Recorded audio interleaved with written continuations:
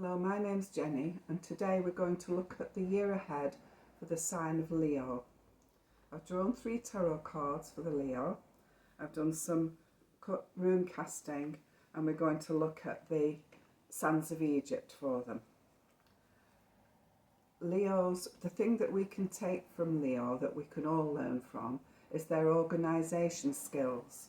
They love to be in a job that has organisation, so the police force, any of the armed services, they like to follow the rules and regulations. And those that are not in that kind of work are creative, the very creative sign. We know that Leo is the king of the jungle, and they're very good at organising and delegating. So they take well to jobs where there's some authority. But they also can be the purring kitten at times, not just the roaring lion. So like all the other signs, they have the 2 sides of the character. You see, I'm wearing the orange and the red and the gold today. Those are the colours that resonate with the Leo personality, the golden child, very charismatic. Now I can say that because I've got 12 Leos in my family and close friends, so I do know the sign quite well. And they are very good with people, a people person. Now then, the tarot cards that we've drawn for the Leo, the 2 cup cards, the King of Cups. So the King of Cups can be seen as a little bit lionesque, but the cup is not the fire sign, it's the water sign.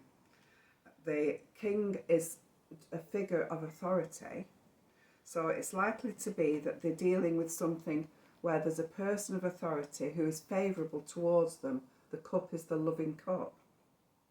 The father figure, or the kindly boss, or the person who is helpful to them. So if it's a female Leo that we're talking about, then this would be in their perimeter in the year ahead as somebody very important to them, and something that the person is doing or saying would have an impression on them. Now after that we got the Hanged Man, which is a period of waiting or a period of not being able to move forward with something. Now it's not a bad card. People might think it sounds ominous, but the man is hanging by his foot, not his neck. And it actually comes from Odin, and Odin is the inventor of the runic alphabet, and Odin hung upside down on the tree of life, and he came up with the alphabet. So it's not a waste of time when I say the Leo is going to be waiting for something. Whilst they're waiting for one thing, they can focus on something else.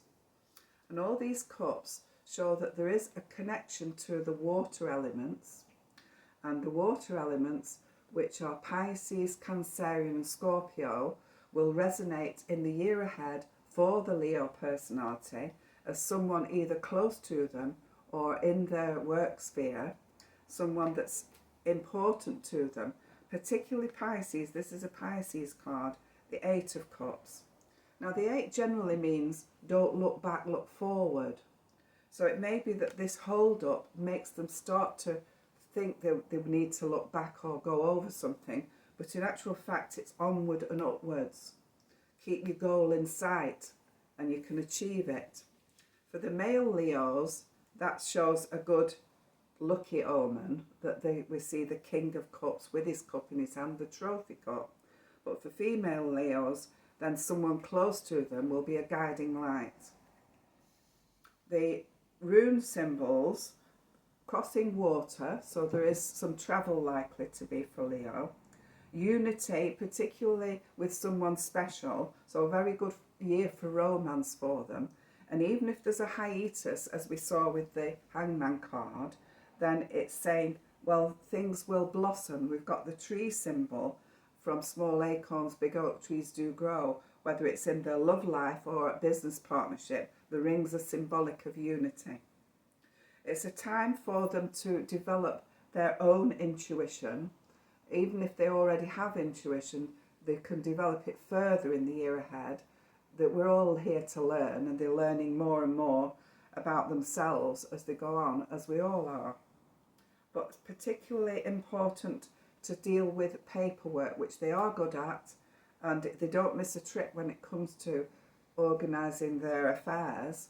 And it is likely to be that there's something that they have to scrutinise in the way of paperwork.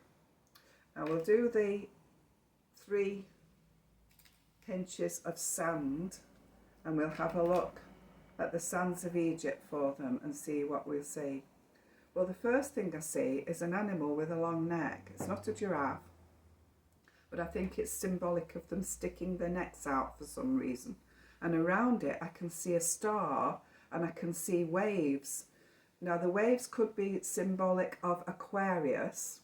The Aquarius time of year, January, February, will be significant. But I also see someone holding something that seems precious, and it's like a dual bonus or 2 together, something coming together.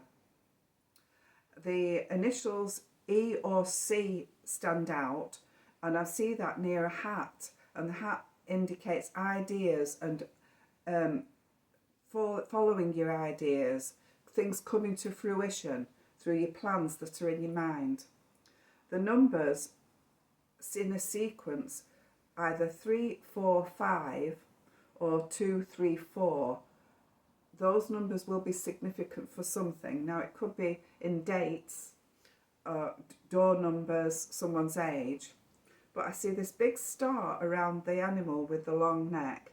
So when they're sticking the neck out, they're going to be in the frame to be looked at by other people. And we can admire the Leos because their personality is persistent and they're tenacious, and they will follow it through. As a boss, yes, they will be demanding that you do the job well, but they won't be asking you to do anything that they wouldn't do.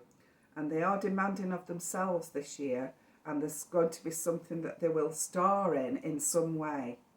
The initial T comes up as well in the crystal, and I'm seeing that near to the waves. So it's either linked with travel over water or the Aquarius sign, the water bearer. I don't think it's indicating the water signs.